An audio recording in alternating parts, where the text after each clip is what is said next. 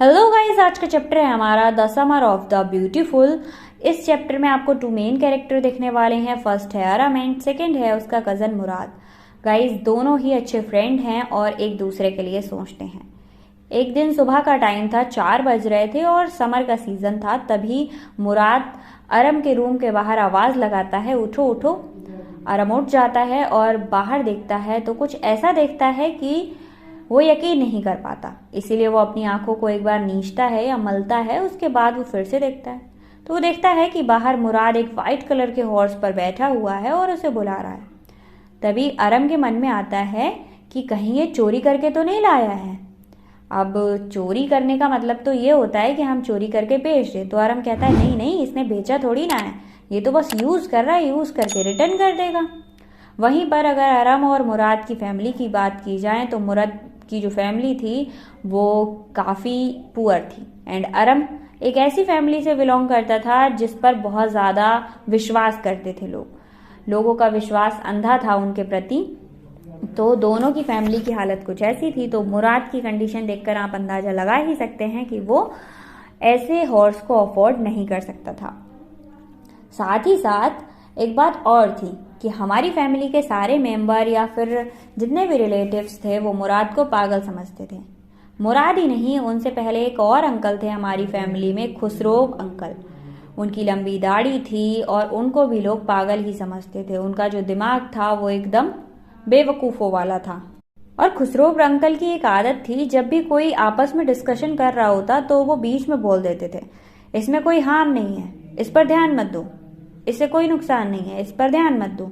For example, एक बार मैंने कहा कि आपकी प्रॉपर्टी को कोई हार्म कर रहा है तो उन्होंने कहा इस पर ध्यान मत दो, इससे कोई हार्म नहीं है। वो यही कहते रहे।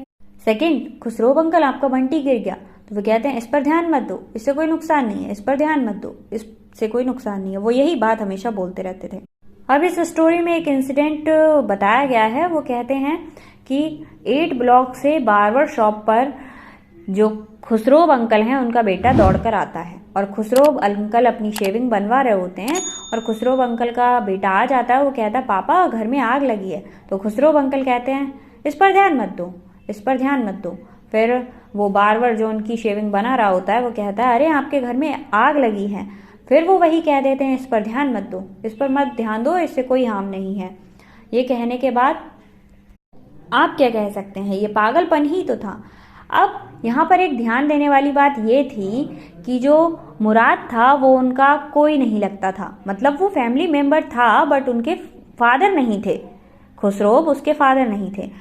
जो मुराद के फादर थे वो बहुत ज़्यादा प्रैक्टिकल थे बट मुराद एकदम पागल था।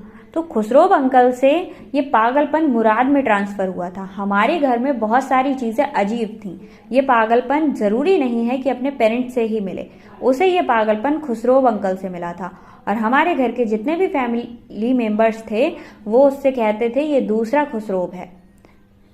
और ये सारी चीज़ें घुड़सवारी करते वक्त ही हो रही थी।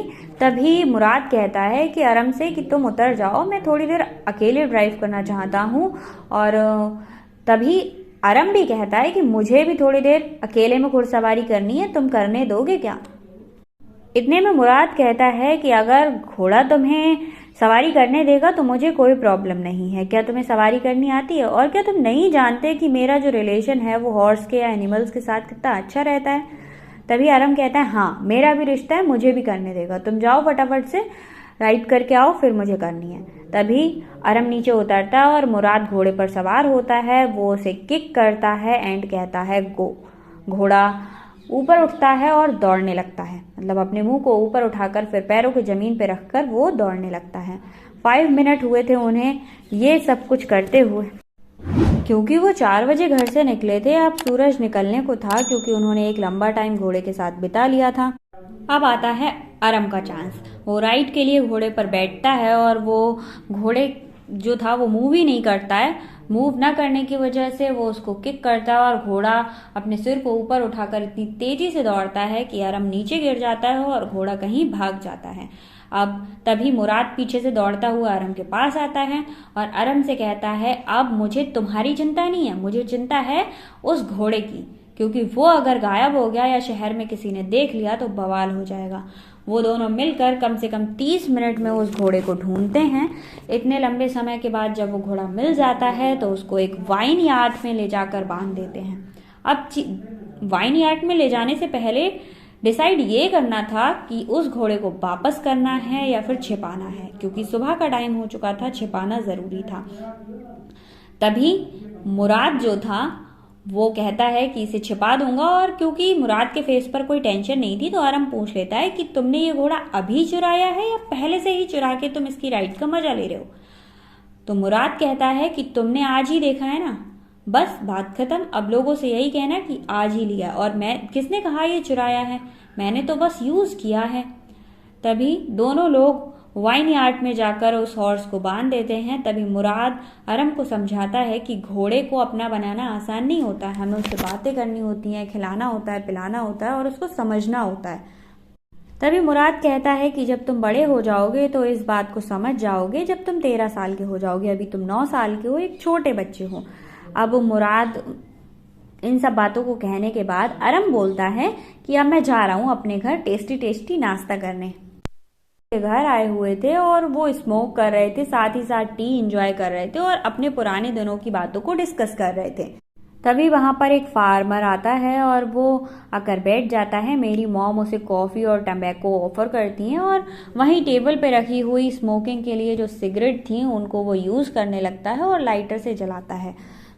जॉन बायरो और खुसरो अंकल एक साथ बैठे हुए थे, टी और सिगरेट का मजा ले रहे थे। जॉन बायरो अंकल अपने पुराने दिनों को याद करते हैं और कहते हैं काफी दिनों से मेरे व्हाइट कलर का हॉर्स नहीं मिल रहा है और मुझे बहुत ज्यादा प्रॉब्लम होती है।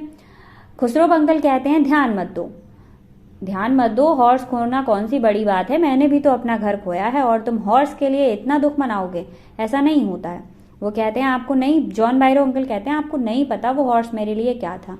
आपको पता है कितना डिफिकल्ट था, आज मैं 16 किलोमीटर पैदल चलकर आया हूँ, अगर वो होता तो मुझे पैदल नहीं चलना पड़ता। खुसरो अंकल एक बार फिर से बहुत ज्यादा इरिटेट हो जाते हैं और कहते हैं ध्यान मत दो, मैंने कहा ना अगर वो होता तो तुम उसके साथ आते, बट भगवान ने तुम्हें पैर दिए हैं ना तो उनका यूज करो।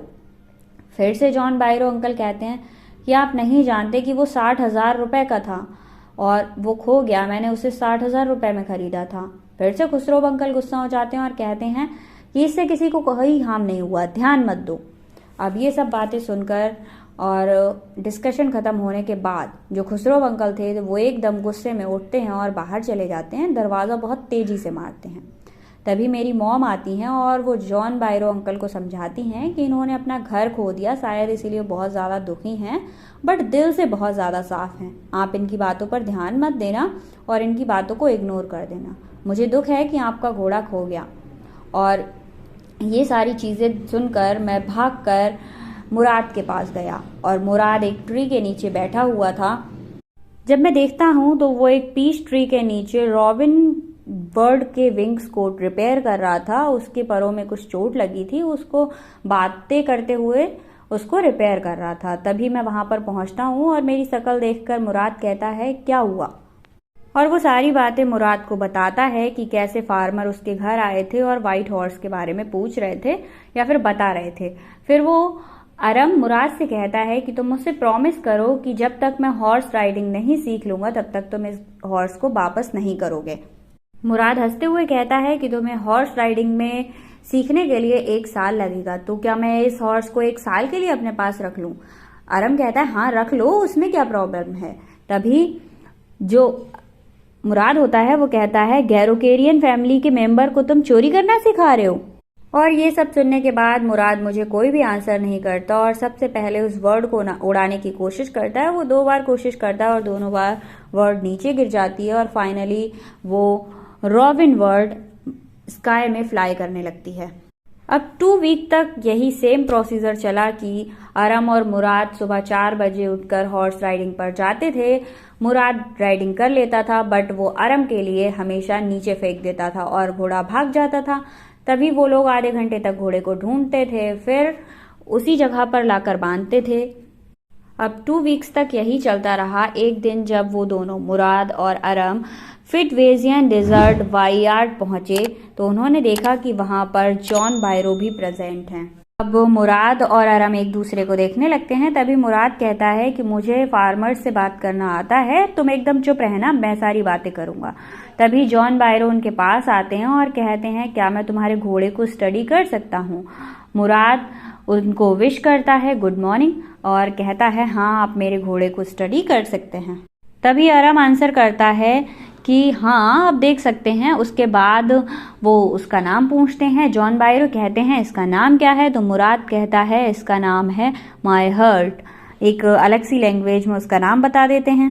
तभी जो जॉन बायरो अंकल थे वो कहते हैं बहुत अच्छा नाम है। उसके बाद वो उसके सारे टीथ को चेक करते हैं और कहते हैं मैं गारंटी दे सकता हूँ कि ये मेरे हॉर्स का जुड़वा कॉपी है, क्योंकि मेरे हॉर्स के भी सेम टू सेम इतने ही दांत थे और ऐसे ही थे। उसके बाद जॉन बायरो मुराद से कहते हैं कि मैं तुम्हारी फैमिली को अच्छे से जानता हूँ, इसीलिए इसे जुड़वा कह रहा हूँ, क्योंकि तुम्हारी फैमिली ऑनेस्टी के लिए जानी जाती है। तो मैं ये नहीं कह सकता ये मेरा घोड़ा है, ये मेरे घोड़े का दूसरा जुड़वा ही होगा और ये तुम कभी भी ऐसा नहीं कर सकते, और तुम्हारी फैमिली बहुत ही ज्यादा ईमानदार और विश्वसनीय है। उसके बाद जॉन बायरो मुराद और अरम को गुड बाय कहते हैं और अरम और मुराद भी गुड बाय कहते हैं, गुड बाय जॉन बायरो। कि तभी अरम और मुराद दोनों जॉन बायरो के फार्म जाते हैं उस घोड़े को वापस करने। वहां पर वो देखते हैं कि कुछ कुत्ते हैं जो भौंक सकते हैं।